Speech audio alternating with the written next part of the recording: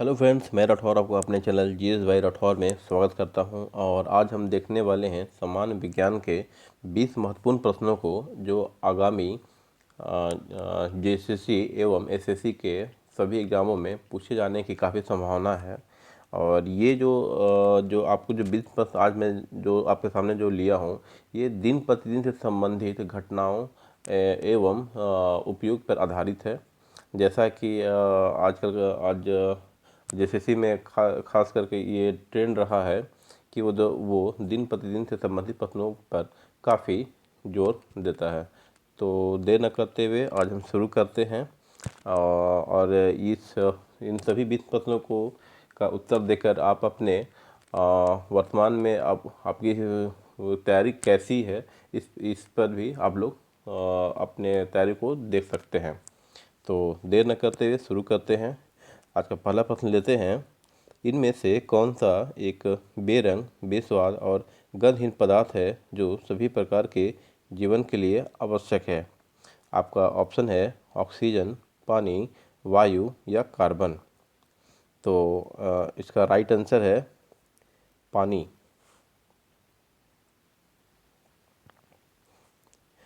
पानी एक बेरंग, बेस्वाद और गंधहीन पदार्थ है जो सभी प्रकार के जीवन के लिए आवश्यक है। नेक्स्ट प्रश्न में आते हैं। ऑप्शन नंबर 2 है VHF का पूर्ण रूप क्या है?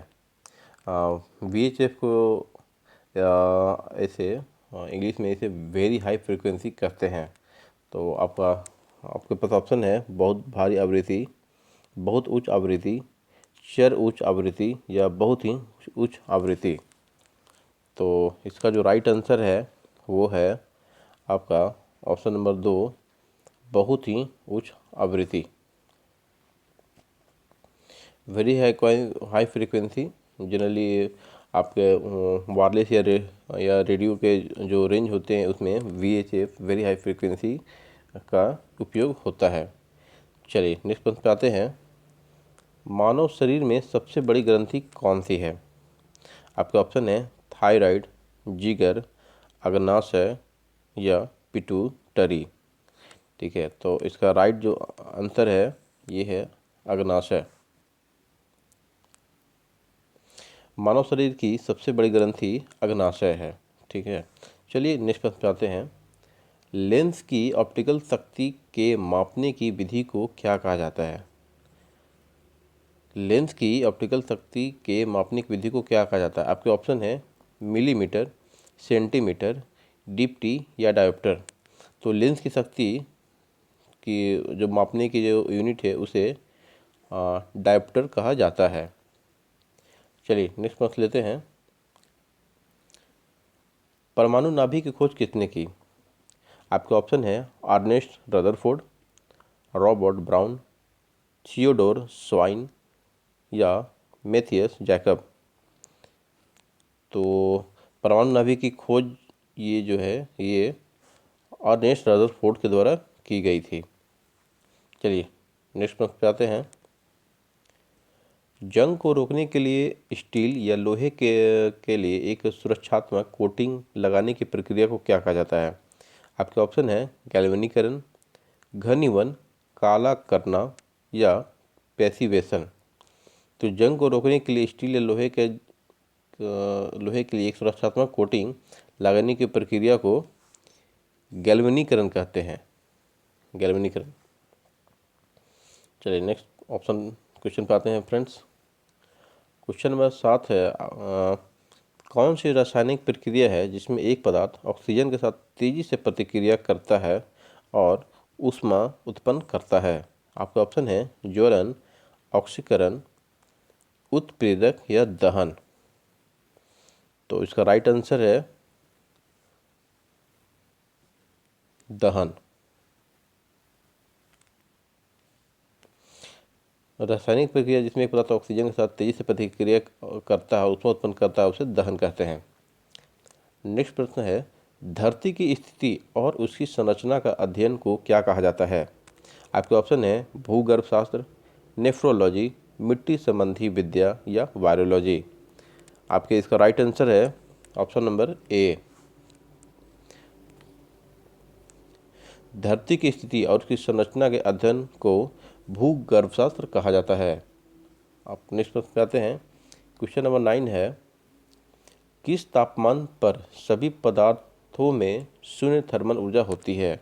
आपके ऑप्शन है 273 degree Celsius, -273 degree Fahrenheit, 273 degree Fahrenheit या -273 डिग्री सेल्सियस। तो आपका राइट आंसर है option number D, -273 degree Celsius. ये इसे परम शून्य भी कहते हैं। ये वो स्थिति है जिसमें सभी पदार्थों में थर्मल ऊर्जा बिल्कुल शून्य हो जाती है। चलिए नेक्स्ट प्रश्न पे आते हैं। बोना रूप में बढ़ते पौधों की प्राचीन कला को क्या कहा जाता है? आपके ऑप्शन है बोनसाई, पेड़ आकार देना, लघु रूप या पुपरी। तो बोना रूप में बढ़ते पेड़ों की प्राचीन कला को बोनसाई कहा जाता है। चलिए नेक्स्ट प्रश्न पे आते हैं।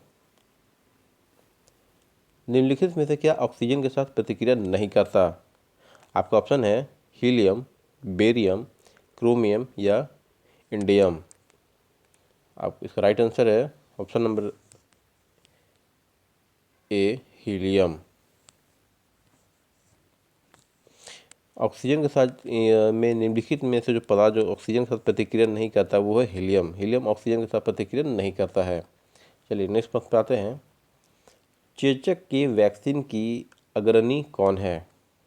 आपका ऑप्शन है एडवर्ड जेनर, लुई पास्चर, लोन बेबिक या अल्बर्ट कॉन्स। यहाँ कुछ क्वेश्चन का तात्पर्य है कि चेचक की वैक्सीन की खोज किसने की थी? तो इसका राइट आंसर है आपका एडवर्ड जेनर। एडवर्ड जेनर ने चेचक के वैक्सीन की खोज की थी। चलिए नेक्स्ट प्रश्न पे आते हैं। वेरी वेरी किसी कमी के कारण होता है? आपका ऑप्शन है फायरफॉक्स, कैल्सीफ्रॉल, थायमिन या राइबोफ्लेविन। तो वेरी वेरी आपका थायमिन की कमी के कारण होता है। चलिए नेक्स्ट प्रश्न पे आते हैं। इनमें से सबसे अधिक लचीला धातु कौन सा है? आपका ऑप्शन है लोहा, सोना, पारा या प्लेडियम। तो इन सभी में जो सबसे लचीला धातु है वो है आपका सोना। इन सभी धातु में सोना सबसे लचीला है। चलिए नेक्स्ट प्रश्न पे आते हैं।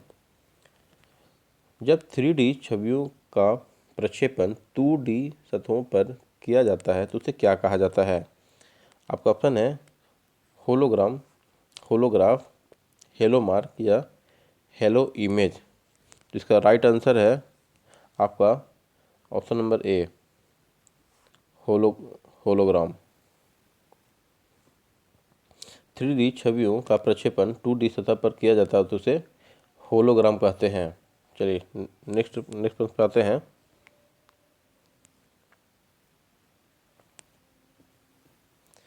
क्वेश्चन नंबर 16 है, अल्ट्रा हाई फ्रीक्वेंसी बैंड की रेंज क्या है? आपका ऑप्शन है 300 मेगाहर्ट्ज से 3 गीगाहर्ट्ज,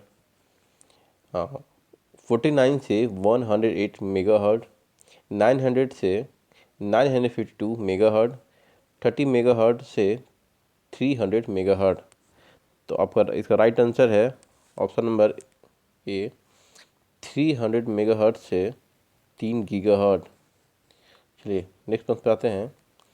सबसे चमकीला ग्रह कौन सा है? इसका राइट ऑप्शन है शुक्र, मंगल, बृहस्पति या पृथ्वी। जैसा कि ये फ्रेंड्स कई प्रतियोगिता परीक्षाओं में वो काफ़ी बार पूछा जा चुका है, तो आई होप आपको सभी को ये आंसर पता होगा। इसका राइट आंसर है शुक्र।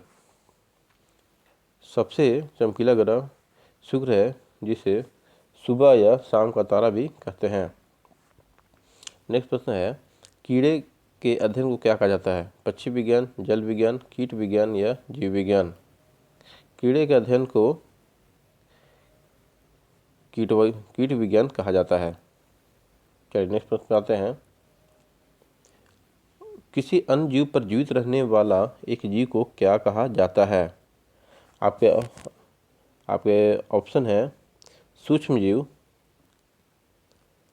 परजीवी, संयोजित या होस्ट। तो इसका जो राइट आंसर है वो है परजीवी। किसी अन्य जीव पर जीवित रहने वाला एक जीव को परजीवी कहा जाता है। चलिए, और आज का ये अंतिम प्रश्न पे हम लोग आ चुके हैं। आपके क्वेश्चन है, फिल्टर का उपयोग करके तरल से निलंबित सामग्री हटाने की प्रक्रिया को क्या कहा जाता है।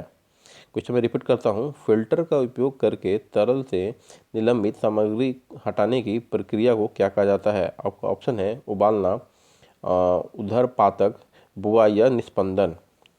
जिसका राइट आंसर है निस्पंदन।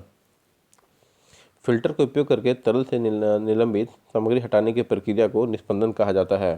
तो इस प्रकार ये सभी 20 प्रश्न समाप्त होते हैं और सभी प्रश्नों को उत्तर देकर आप ये जान सकते हैं कि ये आपका तैयारी कैसी चल रही है। आई होप इन सभी कुछ प्रश्नों में आप अधिक से अधिक क्वेश्चन को का सही उत्तर दिए होंगे और आने वाले समय में इसी तरह का मैं वीडियो लाता रहूँगा जिससे आप अपनी तैयारी को और अच्छी कर सकते हैं।